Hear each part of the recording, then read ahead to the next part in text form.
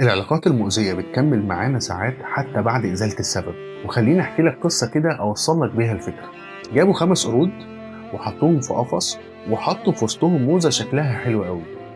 ففي واحد منهم جرب يقرب من الموزة دي عشان ياكلها، ولكن أول ما قرب ولمسها مية ساقعة تلج اتفتحت عليهم كلهم، فجريوا عليه وضربوه. وبعد ما ضربوه جم العلماء وراحوا شايلين القرد ده وحطوا قرد جديد. القرد الجديد ما يعرفش أي حاجة، ولكن أول ما قرب من الموزة جريوا عليه وضربوه. وهو ما يعرفش هو بيتضرب ليه، بس اللي جاله كشعور ان اي حد هيقرب من الموزه دي هيتضرب. فهنا الموزه بتساوي مشكله. شالوا قرد قديم وحطوا قرد جديد، شالوا قرد قديم وحطوا قرد جديد، لحد ما ال5 كلهم بقوا جدد. اخر واحد جرب يقرب من الموزه دي جريوا عليه الباقي وضربوه. ولا واحد يعرف هو بيضربه ليه، ولا واحد يعرف ايه هو العقاب، ولا واحد يعرف اصلا ان في ممكن يكون مشكله. ولكن لما تيجي تسالهم انتوا بتضربوا القرد ليه، هيقول لك هو كده وخلاص.